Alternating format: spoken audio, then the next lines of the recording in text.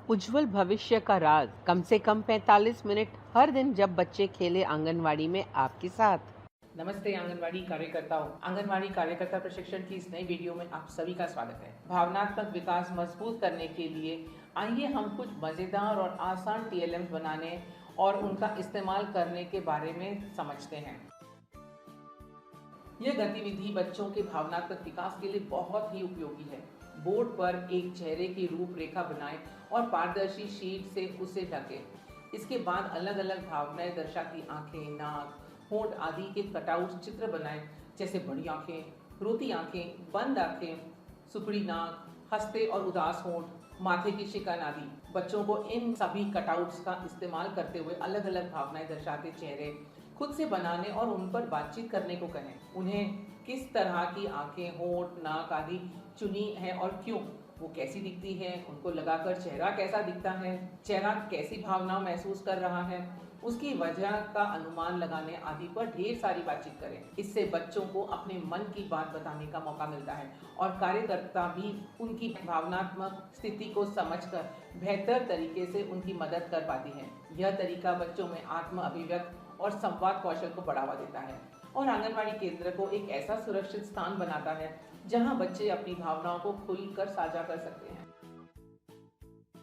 यह गतिविधि बच्चों की रचनात्मकता और भावनात्मक कौशल को बढ़ाने में बहुत ही प्रभावशाली है। रंग बिरंगे मौजों से हाथ की कठपुतलियां बनाई जाती हैं, जिनमें हर कठपुतली का एक अलग नाम और व्यक्तित्व होता है। बच्चे कठपुतलियों को अपने मन अनुसार बना सकते हैं, उनका नाम, उनके व्यक्तित्व साझा कर सकते हैं। ऊन, कपड़े, रुई से बने हुए गुड्डी गुड़ियों का ये अलग अलग जानवर की कठपुतलियां अक्सर बच्चों से भावनात्मक तौर पर जुड़ते हैं। इनका इस्तेमाल कर कहानियां सुनने सुनाने या फिर इनसे बातचीत और नाटकीय खेल खेलने में बच्चे कई भावनाएं व्यक्त करते हैं और खुद को भावनात्मक तौर से सुरक्षित महसूस करते हैं। इस तरह वह न केवल अपनी कल्पना शक्ति का विकास करते हैं, बल्कि संवाद कौशल और भावनात्मक समझ भी बढ़ाते हैं। यह प्रक्रिया बच्चों को आत्म प्रकट करने के लिए और एक दूसरों के भावनाओं को समझने में मदद करती है। इस सरल सी मजेदार गतिविधि के लिए आपको सिर्फ एक आईने की जरूरत है। दीवार पर बड़ा आईना या हर बच्चे के लिए छोटे आईने का बंदोबस्त करें। बच्चों को खुद से ध्यान से देखने और अपने बारे में बताने के लिए कहें कि उन्हें आईने में क्या दिख रहा है।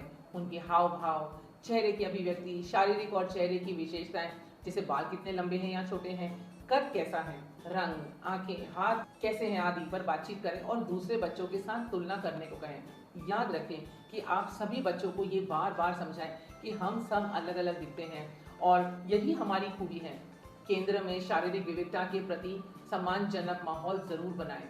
इसके अलावा बच्चों को आईने में खुद का खुश, उदास, गुस्से वाला, डरा हुआ चेहरा बना के अपने आप को और औरों को ध्यान से देखने को कहें और चर्चा करें। यह गतिविधि उन्हें अपने आप को और औरों की भावनाओं को बेहतर समझने और अनुमान लगाने की कुशलता को बेहद महसूस कराती है। भावनाओं को पहचानना और व्यक्त करने के लिए ये समझना कि सभी भावनाएं महसूस करना ठीक है। कोई भी भावना सही या गलत नहीं या फिर लिंग विशिष्ट नहीं है। हर भावना को हर कोई इंसान उम्र में छोटा या बड़ा, लड़का या लड़की सभी महसूस करते हैं और सही तरीकों से इनको व्यक्त कर संभाल सकते हैं। ये सभी कौशलों का निर्माण बचपन में होता है और सीख उम्र भर साथ देती है। उज्जवल भविष्य का राज कम से कम 45 मिनट हर दिन जब बच्चे खेले आंगनवाड़ी में आपके साथ।